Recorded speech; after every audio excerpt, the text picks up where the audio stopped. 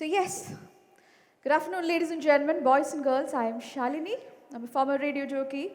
I worked with Radio Mango and Club FM for nearly a decade. Currently, I work in the film industry with a direction team, and I'm a casting director as well. I'm also a published author in Malayalam literature with 2 published novels and a couple of short stories. In short, I'm a creative storyteller. I create characters and I give emotions to them so that you guys can relate to the characters I create. So today, I'm going to narrate to you the story about an imperfect baby born to a perfect couple. That's me. As an infant, toddler, and child, I struggled with poor health and was constantly sick. My hearing was partially impaired.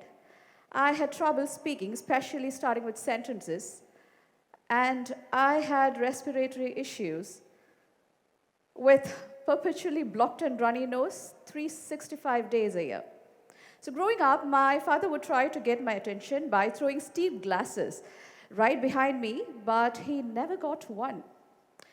So in my early school years, I recall my teachers asking questions, and although I desperately wanted to answer, I remained silent. I avoided all sort of eye contacts, fearing the entire class would laugh at me for the way I spoke, because I had severe stammering, which eroded my confidence. I felt invisible and avoided being seen. So during those days, my parents thought I had a decent voice, so I should receive formal training in Carnatic music, which I eventually did. So they had heard me singing with almost perfect notes and noticed I didn't stutter while I sang. They might have thought their daughter would become a great singer one day, God knows, but what they didn't know was that that was the only time where I didn't stutter. So before my parents realized it, I had already discovered the only time I didn't stutter was while I sang. However, at the age of 6, I underwent my first surgery, and it was a turning point. I finally felt repaired, and there was no looking back after that. So I began to explore and embrace the newfound senses, and with the newfound confidence, I started speaking more freely. So then happened my middle school and high school. I attended my middle school and high school at a convent girls' school, and there I was perceived as a talkative girl who was average in her studies. So there's this common preconceived notion that students who excel in subjects like mathematics and science are considered brilliant, and those who excelled in languages are often overlooked. Haven't you felt so? Exactly. So unfortunately, I fell into the latter category.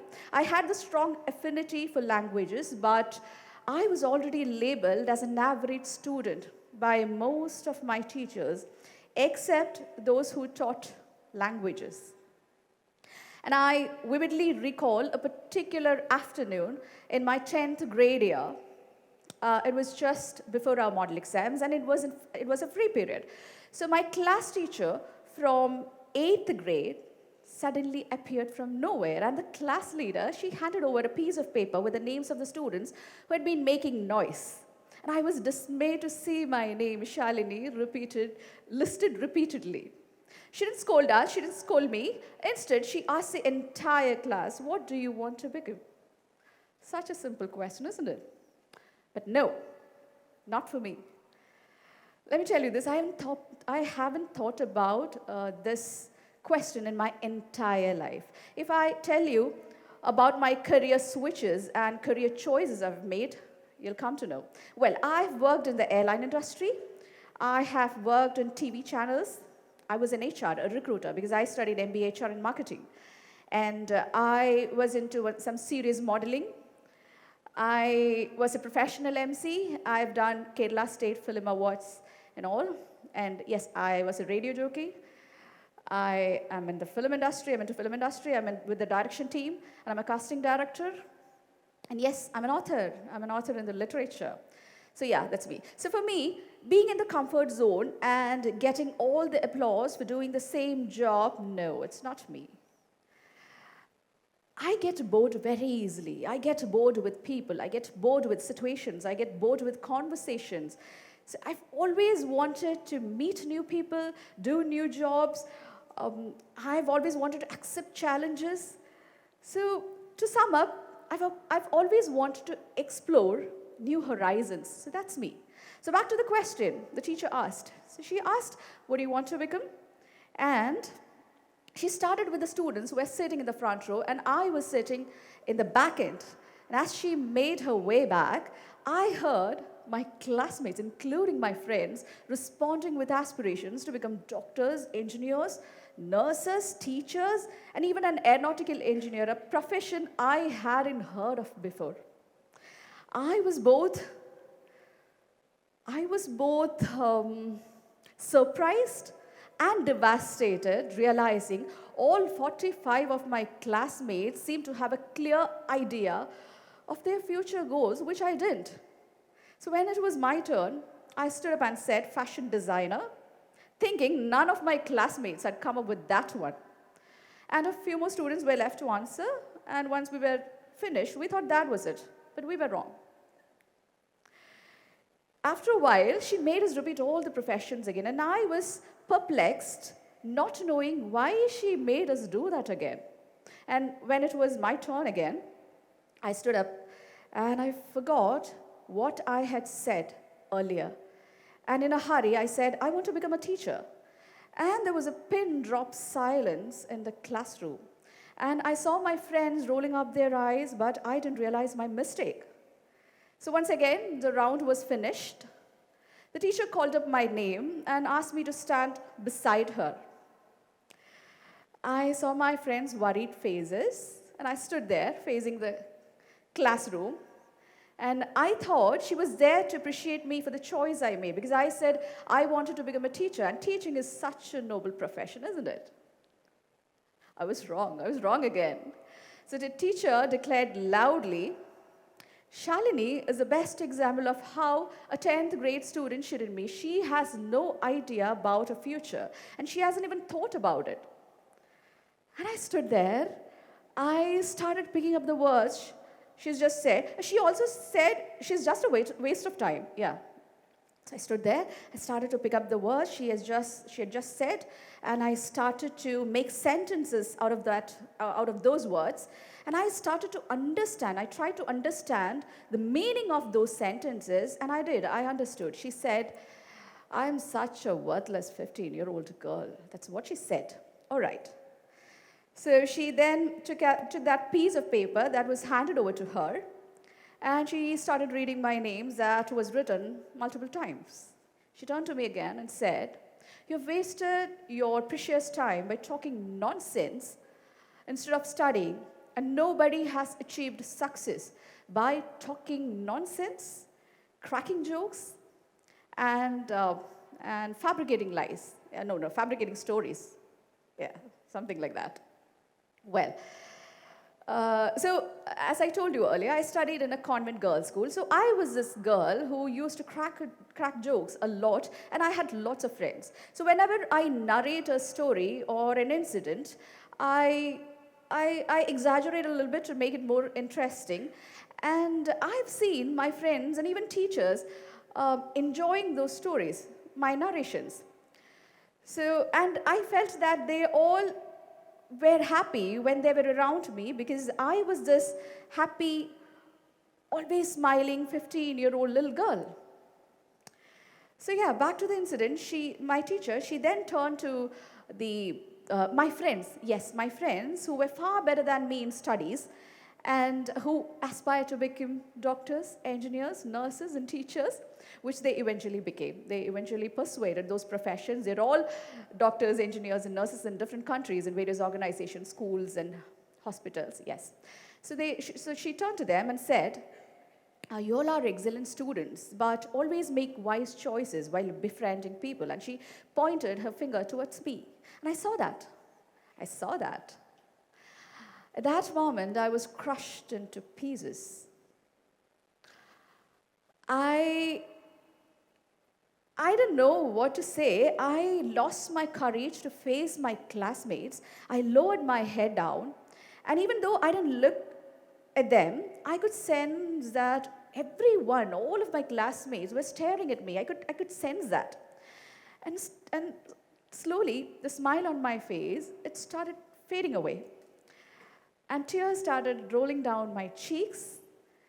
And I felt worthless. I felt as a worthless, good for nothing 15-year-old girl. However, I managed to get a distinction in my 10th grade. So, what is more ironic is that little did they know, within a decade, the private FM radio industry would emerge and I would be hired to talk to people and would be get paid for it. I would also receive several awards for my talking skills, including the National Award for the radio show, Best Radio Show in 2019. It was just a matter of time. Now, let me tell you this, talking isn't easy.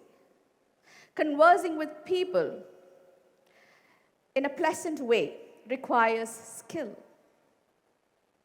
Modulating your voice, choosing the right words to express your ideas in the best possible way is an art. If your friends and acquaintances enjoy conversing with you, recognize that it's a valuable skill. And if you can make them happy and put an instant smile on their face just by talking, understand it's a unique gift, embrace it. We have no idea what the future holds for us, do we? No. New industries and new jobs will emerge, offering opportunities for us to find one place, to find our place. So just be yourself. Don't underestimate your strengths and do not let others define your potential. So just be yourself. That's it. So after my 10th grade, I attended another school for my 11th and 12th. And there I chose commerce, which was a new subject for me, and I really liked the subject. I excelled in academics in my 11th and 12th. I was really good at commerce, and I secured 86%, which was a decent score 22 years ago. So, so during that time, my father fell critically ill after suffering a stroke. So our finances deteriorated, and my mother took care of my father around the clock, 24/7. I have a little brother. I have a little brother. He had just completed his 10th grade, and he wanted to pursue computer science. He wanted to join Marine Services, Merchant Navy, I guess, yeah. So I wanted to take fashion designing, this time for real, but our finances prevented us from pursuing our desired courses, and my brother took commerce instead. And I thought of taking BCom, and I applied to the same college where I studied my 12th grade. So when I checked the admission list, my name wasn't there. And I was pretty sure I would get an admission because with that kind of score, 86 wasn't a bad score during those days. So I thought I would get an admission, and also I actively participated in all sort of extracurricular activities in my school. So I was pretty sure I would get, but my name wasn't there. And I was surprised to see my friends and classmates with much lower percentage had secured an admission. So I was confused. I went to the office, and the lady in charge of the admissions was sitting there.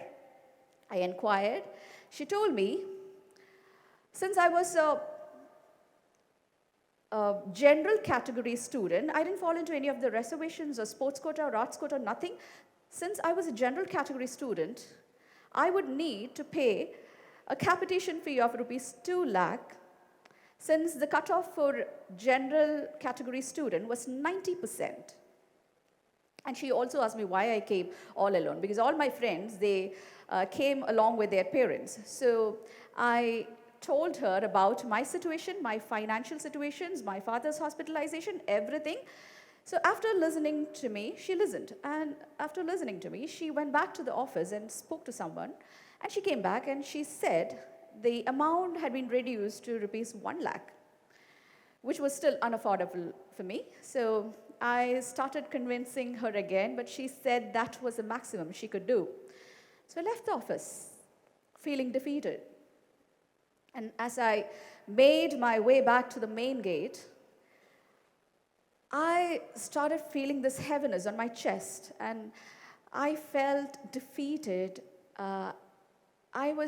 I didn't know what to do next. So I sat on the staircase, and from there I could see my friends laughing, cracking jokes, and talking and celebrating their admissions. But I didn't want them to see me because I was ashamed to tell them that I didn't secure the admission despite having such a good score. So I didn't want them to see me. I sat down there. I felt weak. And again, tears started rolling down my cheeks. See, I've got very big eyes, so it's very hard for me to hide my tears even if I want to. That's a curse. So yeah, tears started rolling down my cheeks. And yeah, I was weak and I sat down there. This was my experience, more or less this was my experience with most of the colleges in and around the city. Some colleges even offered me a seat in literature because I scored close to 95% in both the English and Malayalam. So they offered me the seat for languages, but this time I was determined. I really wanted BCom. So I attended another, no, I applied another college, which was not so popular during that time. And that college offered me two options. One, to secure the seat by paying the capitation fees. And the second, to write an entrance exam and to get a merit-based seat. So that was not really an option for me. So I went on writing the entrance exam and I secured second rank. Well, I studied there really well. So all my 3 years, I was very busy because I got into students' politics. I got into all sort of arts and literature. And during my second year, I thought of pursuing IATA UFTA airline course. So usually what we do is, after graduation, we take a break and study the course. But this time, I didn't want to waste another year. So I thought of taking early morning classes in my second year. So my day started at 4:30, 4:45. Because my classes started at 5:45. So I took a bus and went to attend the IATA UFTA classes, changed the uniform, went to the college, and soon after my college, I reached back my home. I changed quickly, got a shower and changed quickly, and then I took two buses to reach my studio, TV channel studio. So those days, I used to do part-time job as a TV host. So, and I reached back home at around 9, then I studied. So this was my daily routine most of the days in my second year. And the result? I was the college topper all the 3 years and the university topper as well. I'm not here to tell you these were the hardships I faced, no. To a 6-year-old kid or to a 15-year-old teenager or a 17-year-old girl, this might seem like hardships, but to a 39-year-old woman, no, these are just experiences. I've come to understand that life is full of ups and downs, and it's not a cakewalk. It's never going to be easy. All you can do is, it's just a matter of time, and all you can do is be yourself and strive to become the best version of yourself. That's it. So years later, after being a radio jockey and an author, I've been invited to many colleges, colleges, schools, IT firms, and various organizations. I've been even invited to my old school and that particular college. And each time I visit, I make sure I stop by the very same staircase, and I could see a fragile 17-year-old girl weeping silently, unsure of not knowing what to do next, staring at me. I'm very proud of how far I've come and the person I've become. As a creative storyteller, I've built a career where I've been always paid to talk. It's just a matter of time. Thank you so much.